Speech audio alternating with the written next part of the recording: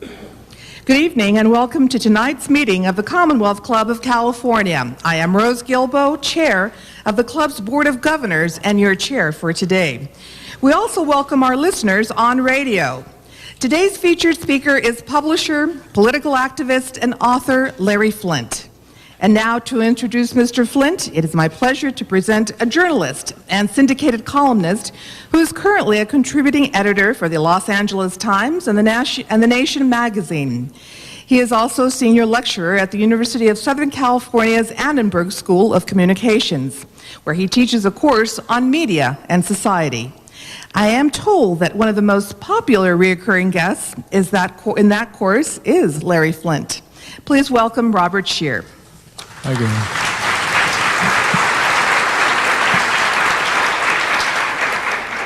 Thank you. In the distinguished history, 100-year history of the Commonwealth Club, there have been many distinguished leaders from the political and business community.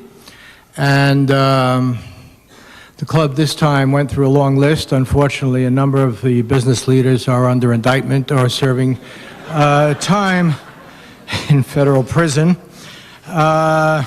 Fortunately, we have one who isn't. And it's difficult for some people to think of Larry Flynt as a captive industry, but the fact is he has 33 magazines. He's one of the few people that figured out how to make money on the internet. He runs a rather large venture, and as far as I know, has never been accused of cheating his stockholders or causing the loss of job for his employees by being greedy. But as opposed to other leaders in business, he has been in trouble with the law for reasons that have to do with free speech and free press, not for greed and crime, corporate crime. Larry, who is more libertarian, I was going to say libertine, he's that also, libertarian than liberal, once famously said that he never thought about the First Amendment to the Constitution until he looked at a judge in 25 years in jail. And suddenly he got up on the First Amendment and on the ACLU very quickly. And in that case, which really came out of a crusade by a guy named Charles Keating in Cincinnati. Does anyone remember Keating from the savings and loan scandal? Another great white-collar person. Anyway, Keating went after Flynt, and Flynt went through this famous trial and was vindicated.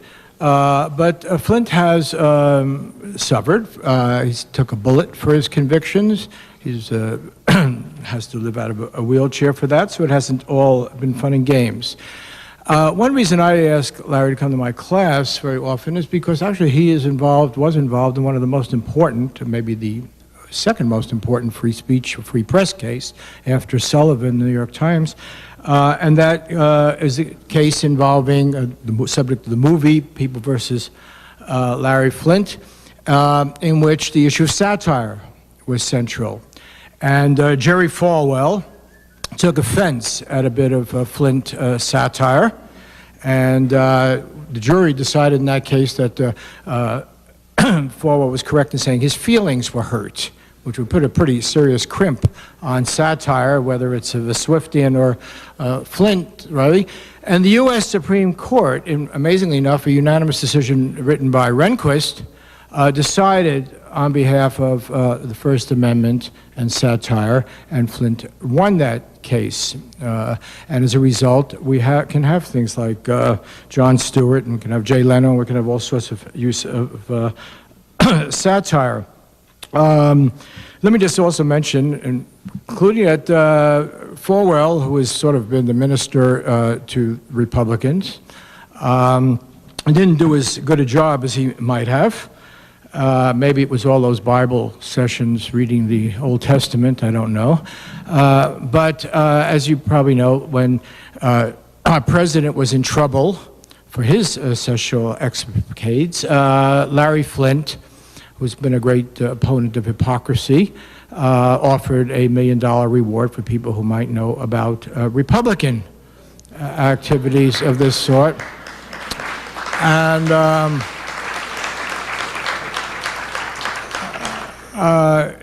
he's been accused of being a bottom feeder, and what he says, yeah, but look what I found when I went to the bottom.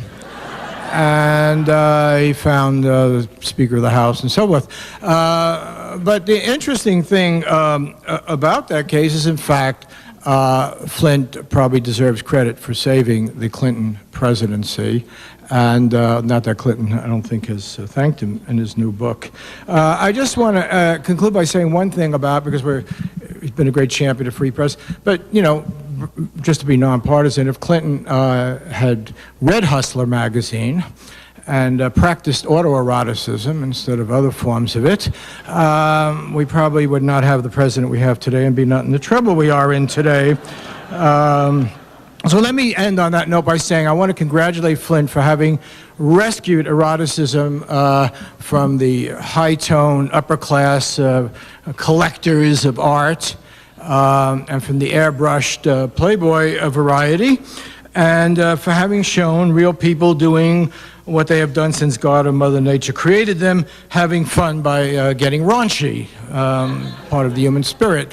I just want to warn you of one thing, Larry. We are on radio and television, so please don't use the sort of language that Vice President Dick Cheney used in the Senate chamber the other day, you know. So on that note, ladies and gentlemen, Larry Flynt. Thank you. Thank you.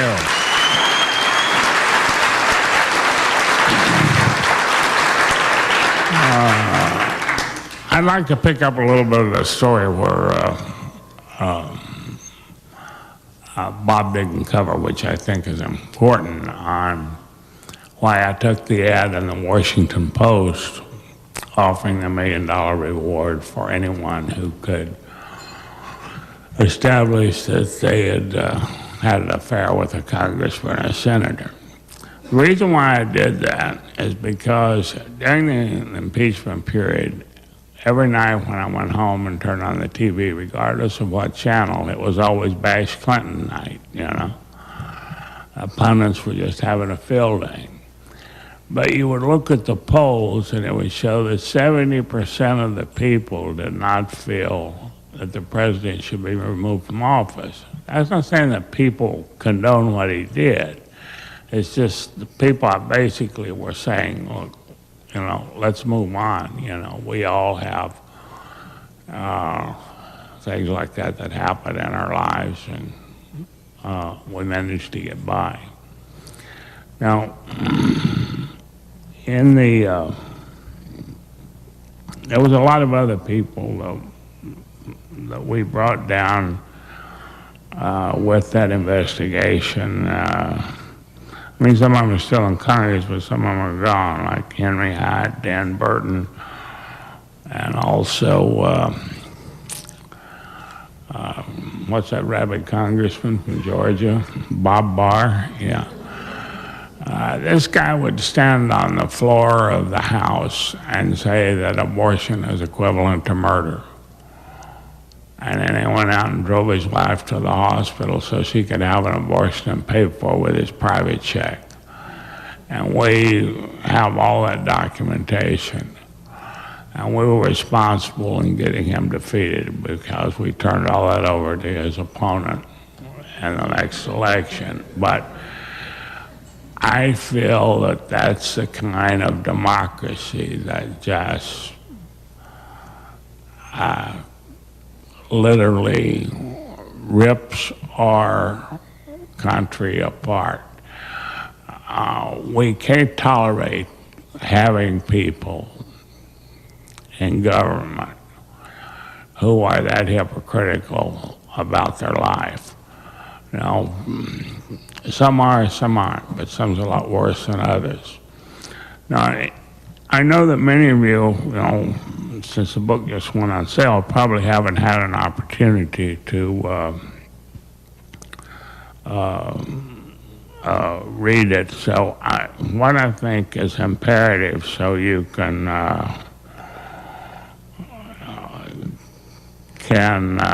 be more articulate with your questions, just knowing a little bit more about the book. It covers a 6-year period, the impeachment through the present period. And I chose these 6 years because I felt they were the 6 most important years in the nation's history because they were so bizarre. You know, I mean, if the Civil War hadn't have happened, I would have said they were probably the worst. But everything we believed in was turned upside down. When you look at the election in Florida, you wake up one morning and you've got 5 Republican justices selected our next president. He wasn't elected, he was selected.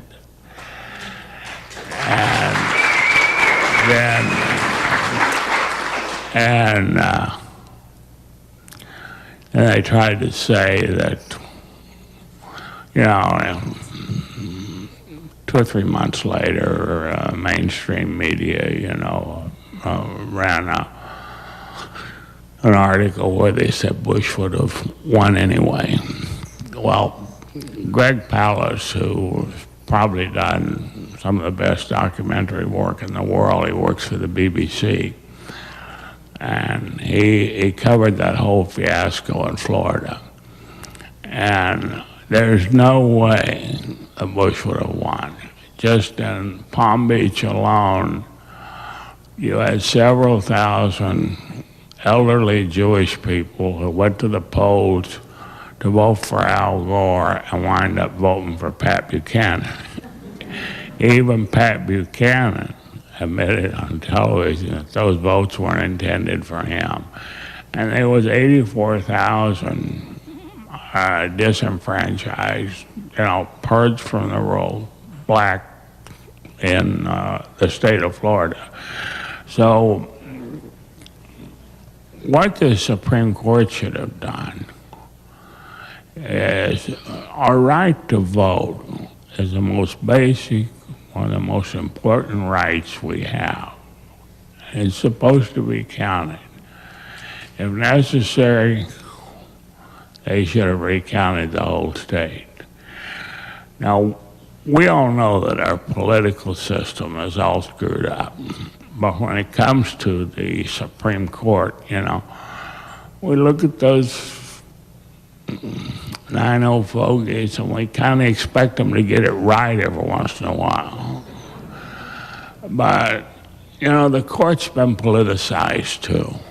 You know, we've got the most conservative Supreme Court that we've had in 50 years.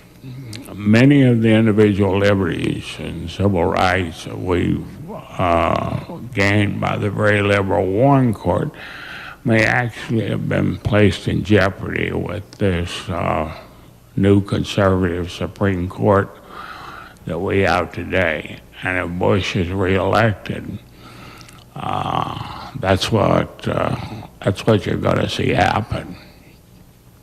You know, when I read the Patriot Act, I had tears in my eyes because that's where I see the freedoms that we cherish the most vanishing. And my first thought went back to over 30 years ago when Janis Joplin so eloquently sang those lyrics, "Freedom is just another word, but nothing left to lose." And then we've already lost our innocence, and the only thing left to go is our freedom. The average person has not read the Patriot Act. They don't know what's in it. They no longer have a subpoena to get your medical records, your financial records, your library records. If you have an attorney, they have a right to monitor your conversation with an attorney. Now, because of the Supreme Court case last week, where they're saying that these detainees have to be provided with legal counsel, that makes it a little bit better, but it's still awful. And John Ashcroft, who I consider one of the most dangerous men in America, when he was trying to get the Patriot Act through Congress. He said, "This only applies to terrorists. It has nothing to do with American citizens. Don't worry about that." Well, now we know since then that's not true. There's several cases around the country, one in particular in Las Vegas, where they used the Patriot Act to nail a guy on a phony RICO charge. So we know that they're using it, you know, in normal criminal cases that take place that have, you know, nothing to do with terrorism. And, you know, when we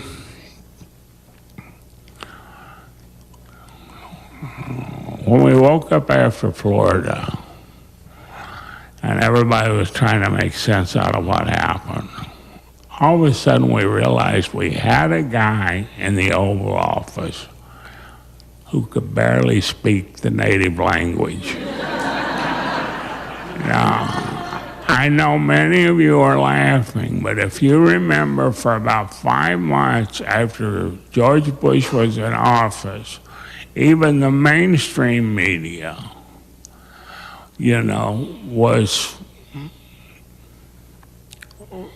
really, you know, questioning this guy in terms of his verbiage and his seemed like pure inability, you know, to communicate basic sentences.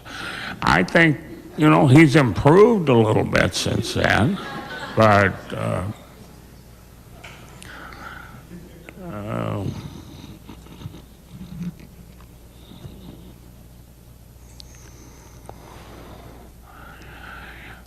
there's one thing in particular that I didn't expect to find when I started writing this book.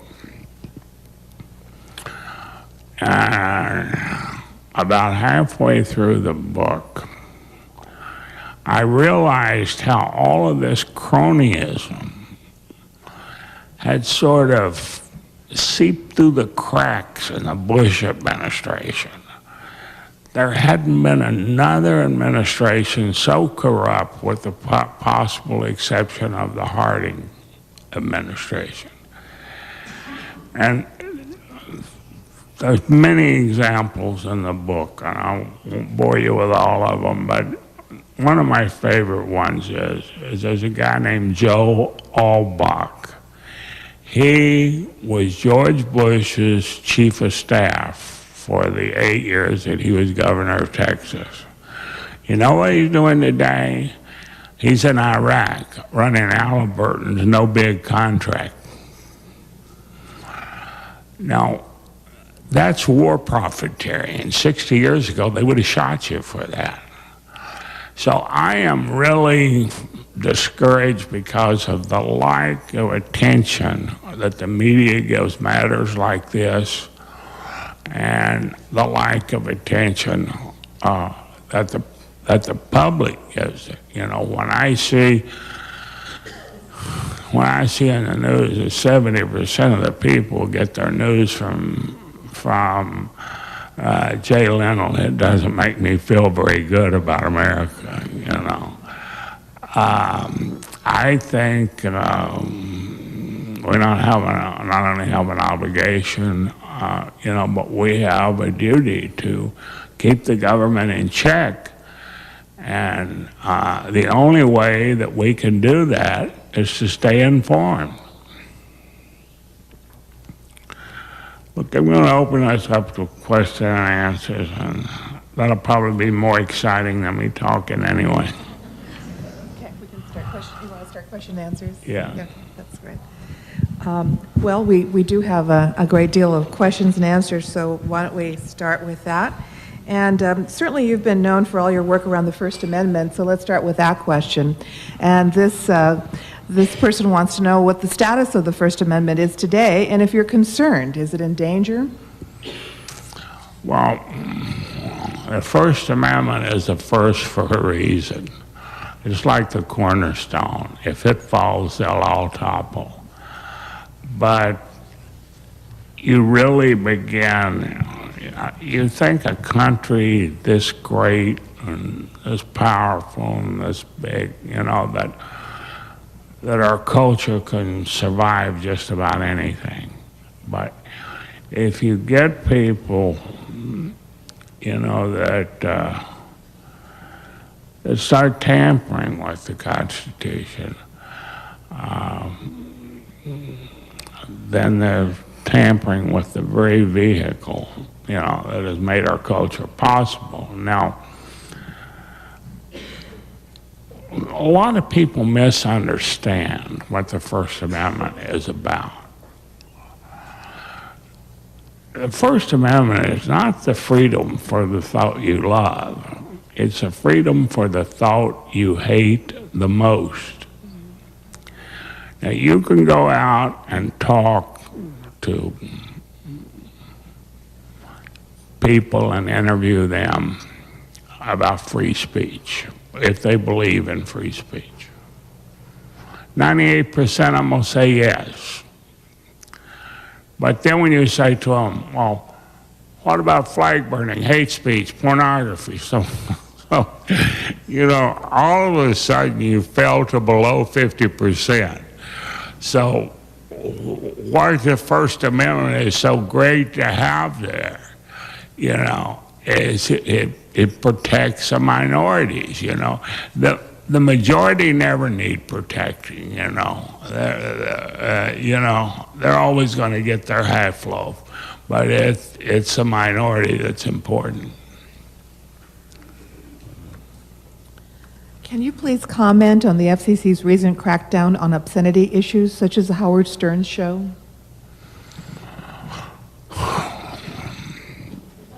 Well, I think it's silly. I'm still trying to see Janet Jackson's boob, and I haven't. Maybe I need glasses. As far as Howard, he hasn't been doing anything on his show he hasn't been doing for years. I'm just hoping that John Kerry's first course of business will be to fire Michael Powell.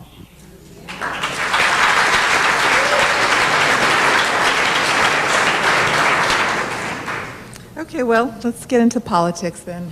We have a lot of questions around there.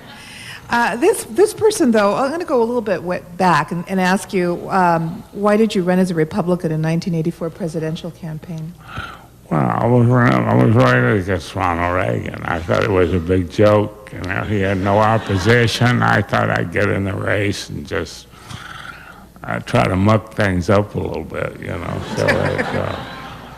So you also ran for governor last year in California. Yeah, but governor, I had a legitimate reason for that. Look, by the way, I had no envisions of winning the presidency. I had no envision of winning the governorship. The reason why I ran for governor is because I wanted the platform to press for the initiative that we have on the ballot this fall to expand gaming in California, to try to convince Schwarzenegger and the other lawmakers in Sacramento that they can get an extra $2 billion a year in taxes by expanding gaming to the private casinos. Like the private casinos don't actually have slot machines. And in Vegas, that's where about 60% of their revenue comes from. So all the time that I was campaigning, I was able to push the initiative, so it was great. And I think it helped us a lot on the ballot. We're polling really well now in the high 60s, and some people, even if the governor formally comes out against us, and if they choose to spend a lot of money to try to defeat us, we think we still have a good chance of winning.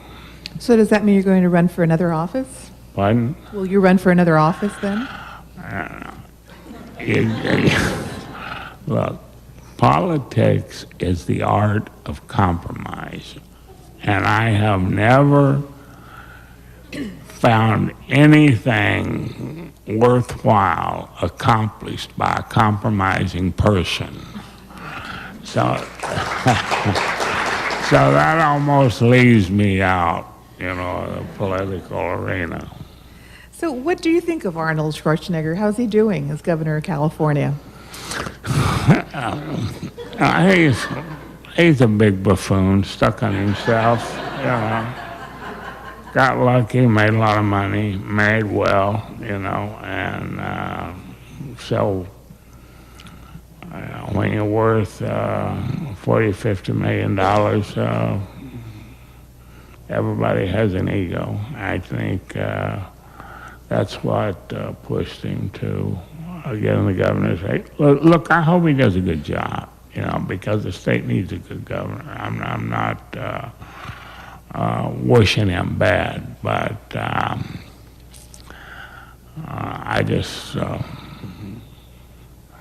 I think a lot of things are going to come out about Arnold. It's going to disappoint the people somewhere down the road, because I hear a lot of rumblings that he's really not working with the lawmakers the way he thought he would be able to. So you never know what might happen.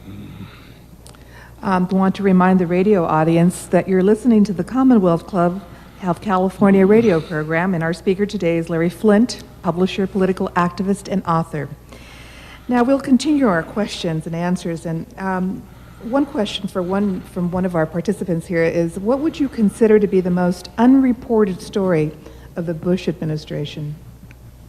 In mainstream media, of course.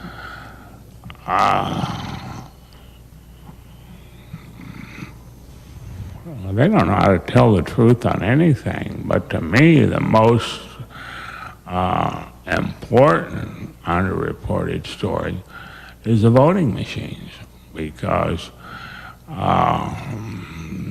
they're installing all new ones in Florida, but about 30 other states are installing new machines too. But they're going with this touch vote, and you've got it leaves no paper trail. So how are you going to do a recount? Only thing they can count is the original vote. They can't recount anything but the original vote. So the people that I've talked to, especially the Democrats, feel that it's going to be a huge problem, and it could be a huge problem in more states than one. Do you believe that today the media is either liberal or conservative? I think the media is lazy.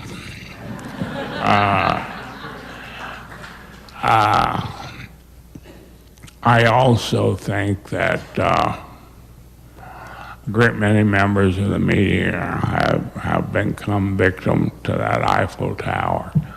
Now I'm not saying that Michael Eisner is going to have any influence on Ted Koppel, because Ted Koppel is a man of a great deal of character, and I think he would walk before he would subject himself to any intimidation from management.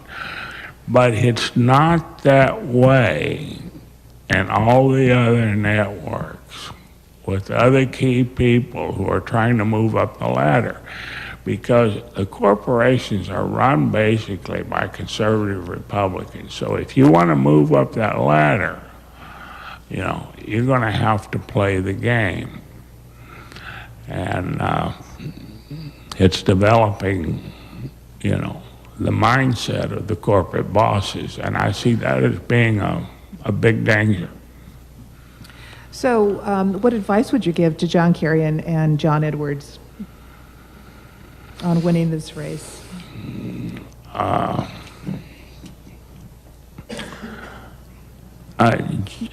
John Kerry and John Edwards' biggest problem is they both voted for the war in Iraq. Now, that puts them in the same boat with Clinton. They have to articulate a vision that makes sense to get out of Iraq. Now, so far, they have not done it. Of course, neither has Bush. But I would if I was Kerry and Edwards, that's what I would work on the most. I don't think the economy is going to make a difference for the simple reason. This is going to be, it didn't make a difference in 2000, don't forget that, and it was going great. But the reason why it's not going to make a difference here is for a totally another reason. For the first time in the history of our nation, foreign policy is going to decide the election. Because the only way that we can eliminate terrorism and develop better relationships with foreign countries, especially those in the Middle East, is through diplomacy and not through military actions. Look, we know the Arabs for over 2,000 years has treated their women like second-class citizens. We know that. That's a given, okay? America does not approve of that. But you can't go to war with the entire Middle East because they're forcing a woman to wear a burqa and ride in the back seat of a car. You know, I mean, diplomacy has to be more focused and not as nearsighted as that particular aspect. This question is about JFK. Wasn't JFK administration as corrupt as Bush? Joe stole Chicago, and JFK appointed Bobby as Attorney General. JFK got us into Vietnam, Nixon got us out.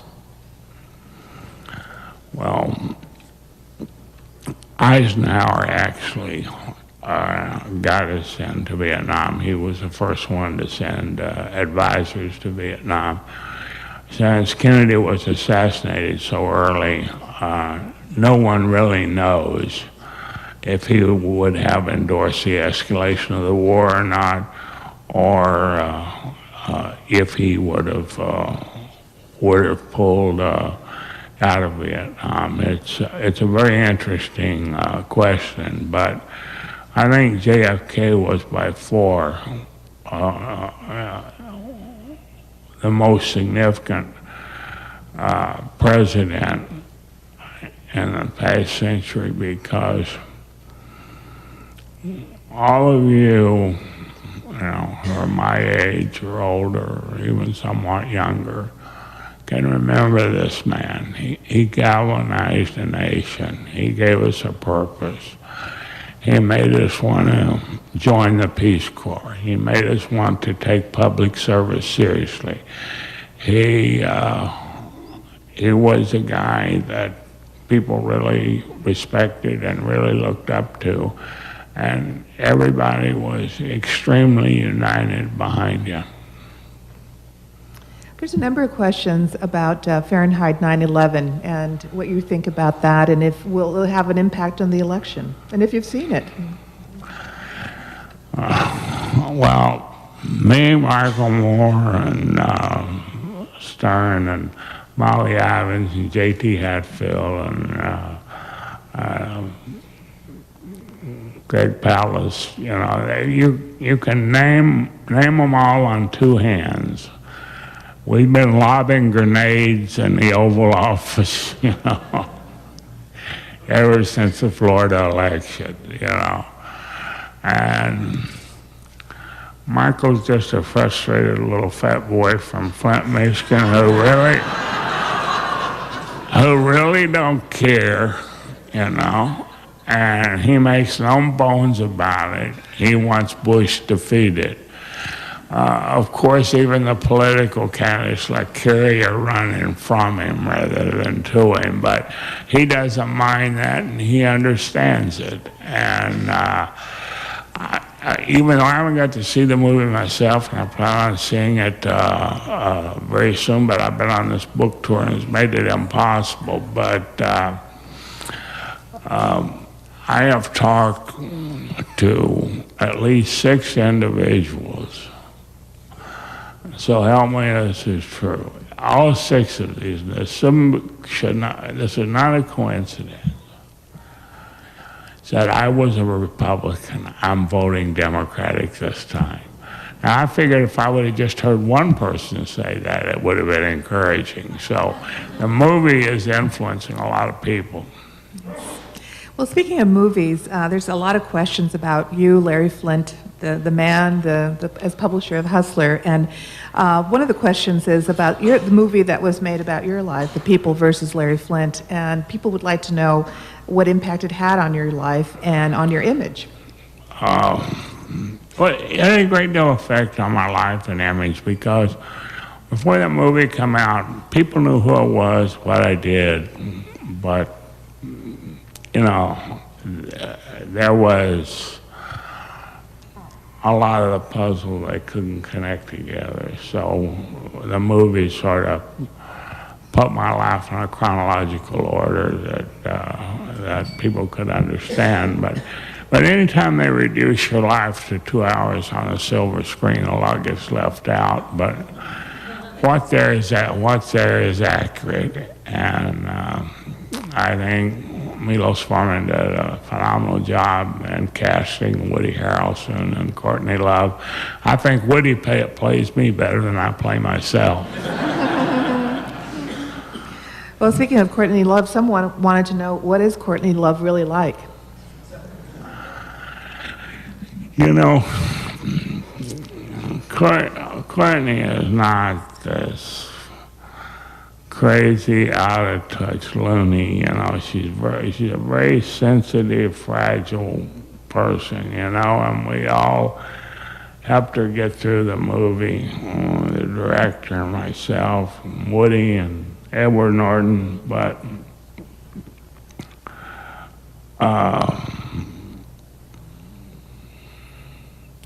she's got some problems, and there's no different than the kind of problems that Robert Downing Jr. had, and she's going to have to take them seriously, or she's not going to be around. Okay, back to Larry Flynt. As the publisher of Hustler magazine, what are you most proud of accomplishing?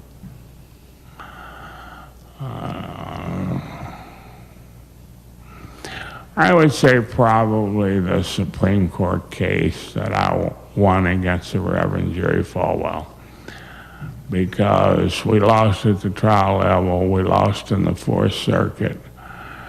Nobody expected the Supreme Court would even agree to hear the case. And when I was sitting in that Supreme Court gallery right across the aisle from Jerry Falwell and his family, I said, hey, this is the preacher versus the pornographer. I am dead. So when the court come down with the unanimous decision in my favor, it was very rewarding. As publisher of Hustler, you've been called many things. Smut peddler figures into the book. Are you sensitive about any of this? Does it ever bother you? You know, people are always looking for adjectives to describe me with. And a lot of times when I do radio or TV interviews, people try to distance themselves from me by making sure that their readers understand that, you know, they're not in favor of what I do. So I got called a smut peddler so much, I finally told a guy one time, I said, just remember, I'm a smut peddler who cares. I care about the same ills that affects the rest of our society, you know. Have you ever practiced any kind of censorship in publishing Hustler magazine? Ever what? Practice any kind of censorship? Myself? Yes. Why? There's certain areas that taboo that we stay away from, only because it's out of the norm, and if you do it, you're creating a situation in a courtroom that's very difficult to defend some of it's impossible. One is pedophilia. You know, we never have anything to do with children. Our magazine is published by consenting adults for consenting adults. And we also stay away from bestiality and necrophilia and bondage, you know. And this is just, all those are editorial decisions that we're very comfortable with. But other than that, there's, and don't get me wrong, it's not, I think that any image, regardless of how horrifying it is, should be protected by the First Amendment. So it's, and I know there's a lot of legal scholars that won't agree with me on that issue, but Yet you choose to not show certain kinds of images, nevertheless, even though you believe that everything should be yeah. available. Is that contradiction? No, it's not a contradiction at all. Well, I'll give you another example. This is an embarrassing one to give, but when Gerald Ford was president, Betty Ford had her double mastectomy. We ran a cartoon of a woman standing in the window of the White House, and the caption under it was, "All I want for Christmas is my 2 front tits." Now, I lost my mother of breast cancer. That was very insensitive. It was a dumb thing to do. We got a lot of mail about it, but you know, occasionally nobody's thinking, and sometimes, you know, you do some dumb things. Do you have any sense of being exploiting women in your magazine? Does that concern you?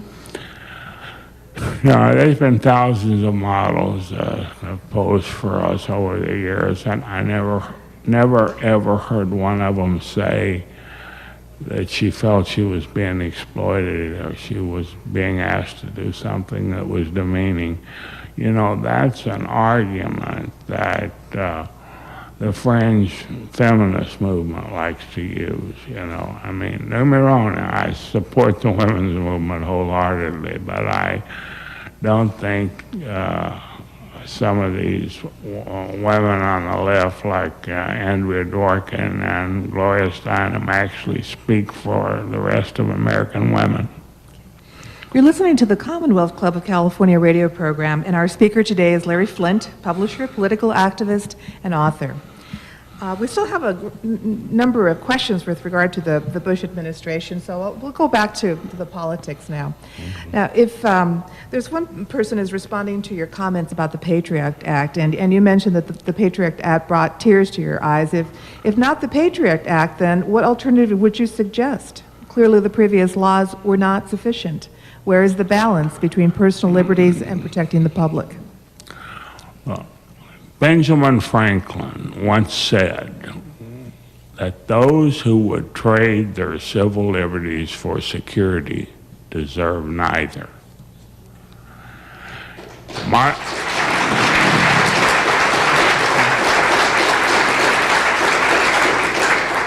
My position is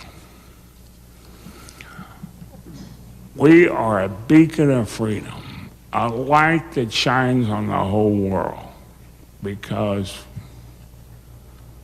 we are the greatest nation on the world, and it's been built in just a little over 200 years. And it's been built for a reason, because of the Constitution we have and because of the fact that we're an immigrant nation. Now, if to fight these, Ashcroft wants this Patriot Act to fight these terrorists, Arab terrorists. Okay. If we're going to discard all the freedoms that are important to us and get down in the mud and fight with these degenerates, what have we won? You know, we've gave up everything that's important to us so we can engage in a brawl. I think there were plenty of laws on the books to deal with the terrorists. This Patriot Act is just an overkill by Ashcroft. It just makes things a lot easier that he don't have to go to a judge to get an order to tap a phone. He can just tap anybody's phone anytime he wants to. It's a matter of convenience. It's not law. The Senate just overturned, speaking of the Patriot, overturned an attempt to keep bookstore sales and library records from the authority of the Patriot Act. Is it too late for citizens to take action on these issues? Yeah, you know, at the end of the year, at least the Congress had enough sense to put a sunshine provision in the Patriot Act.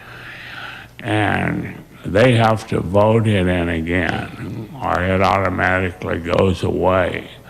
So now's the time that you should be writing your congressmen and senators saying that you're opposed to the Patriot Act. And don't think that the letters or the emails that you send them, don't think that they don't read them. They do. This person would like to know if you're still digging up dirt on Republican politicians. Still what? If you're still digging up dirt on Republican politicians. Yeah, and it's so much fun because you see, Republicans, the reason why Republicans always get in trouble with their sex life is, first of all, Republicans are conservative. They're born in a conservative home. They're raised in a conservative home. And when they're ready to leave that conservative home, their sexual attitudes are going to be conservative. Their sexual fantasies are going to be conservative. So they have a tendency to just put everything in the closet they don't want anybody to know about.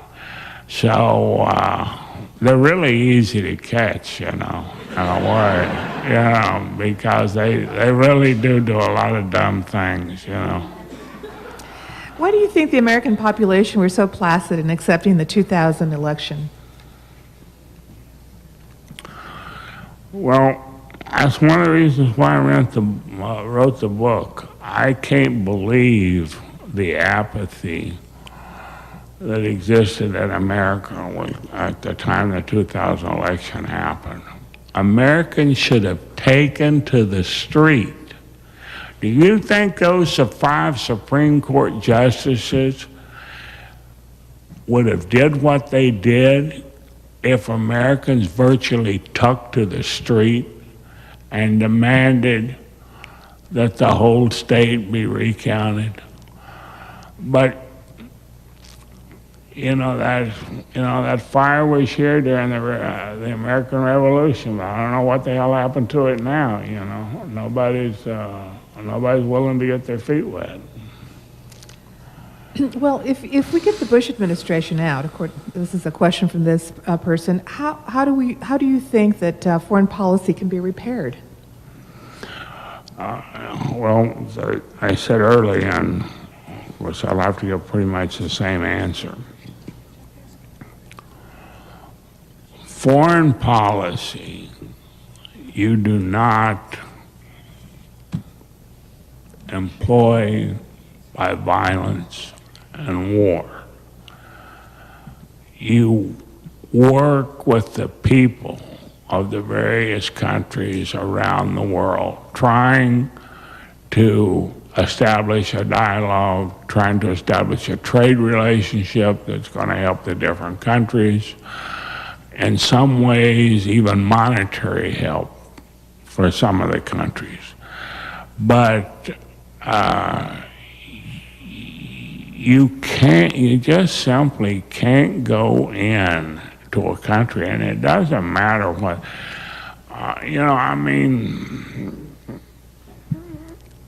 Syria's right on the brink. We're ready to attack Syria. But not only that, there's been no even-handedness at all between Israel and the Palestinians, and it's mainly because of Bush isn't showing any flexibility. So, I mean, that's just a couple of examples that I give you, and the leader's very old in Egypt. That's a huge country now. We don't know what kind of leader that we're going to get when Mubarak leaves over there. I mean, there's a need for a real serious effort on foreign policy, but we need serious people doing it. And let's talk about domestic policy. The Bush tax breaks. Larry, you're a rich guy. You probably benefited from these tax breaks. Can you comment on that? Well, forget what my corporations made, but just me personally, the Bush tax cut put $400,000 a year more in my pocket. I would much rather see that money go to middle and lower income families rather than to the top 1%. You know, they have that trickle-down theory that if they give the tax cuts, you know, to the top 1%, people make $200,000-300,000 a year or above, you know, that it will eventually trickle down into the economy. That's untrue. If you give a tax break to somebody in that category, they're just going to put the money in the bank. But see, if you give a tax break to somebody that makes $30,000, $40,000, $50,000, $60,000 a year, you know, that money is going to be spent immediately. It's going to either go to pay off debt, you know, or to buy, you know, things that they need, which would have more effect on stimulating the economy than what Bush says his tax breaks do. Well, speaking of rich guys, what do you think about the arrest of former Enron CEO Kenneth Lai today? Is it a positive sign, or? Well, I think they waited this long because he's Bush's buddy. I don't know how many of you know or not, but when Bush was running for the presidency in 2000, he campaigned for the whole campaign on the Enron jet. And Ken Lai is the largest single contributor that the Republican Party and Bush has. So I think it's just a question where probably evidence is so overwhelming, you know, there was no other choice but to indict him.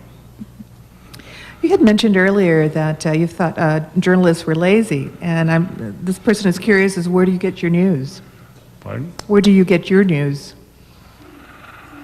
Oh, we work every tip, you know, no matter how crazy it might sound. And not only that, another thing that we do is we dissect the news in the newspapers, and we try to find out what's really going on, what's behind this story. Like, you know, you hear a Halliburton story where the government's having trouble because they won't pay $95,000. They owe them something over feeding the soldiers or whatever. Well, you see, you get articles like that really make no sense, even if you read them in USA Today or wherever you might meet them. So what we try to do is we try to follow up, you know, on a lot of those articles and see if we can get real answers. And I don't think a lot of the press do that. Who do you listen to? Who do you read? Pardon? Who do you read? Who do you listen to? Do you watch television news? Well, when I read a lot of biographies. I think the question, what I was looking for is, yeah, news. But on news sources, maybe, the New York Times, or the LA Times, sometimes the Washington Post, but that's about the extent of the print media that I read. A little curiosity about the the magazine business from one of our participants here tonight, and this has to do with the decline in circulation. They say that Penthouse magazine has recently suffered serious circulation decline.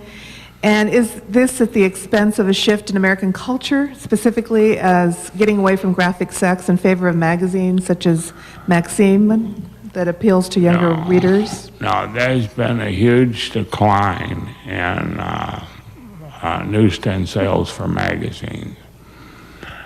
And what brought this about was technology, the internet. I was able to recognize this, in the early 90s, that I felt, that it was really going to affect us. And then later on, when it became a possibility, to download your favorite magazine on computer, I figured, well, why should I go to a newsstand and buy it? So we focused down mostly on our online business. We still have a solid base in newsstand circulation, but it's off more than 50% on what it was. I think print media will always be around, but I don't think it'll ever be as significant as it was before. There's some curiosity as what a typical day in the life of Larry Flynt is. Is there such a thing?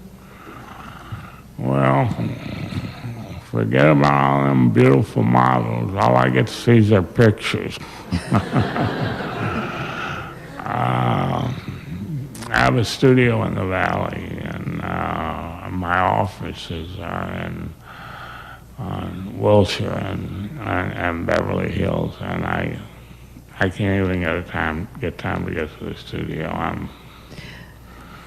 Well, I have time for business. Just all business. I have time for one more question, and this person would like to know, who is the sexiest woman you have ever met and why?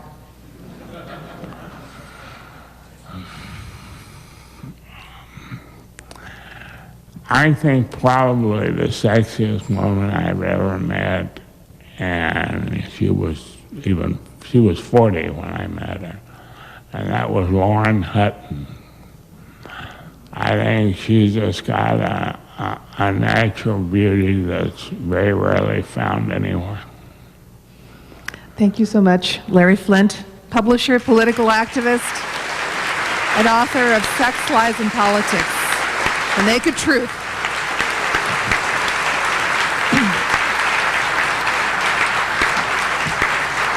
We also thank our audiences here and on radio, and now the meeting of the Commonwealth Club of California commemorating its 101st year of enlightened discussion is adjourned.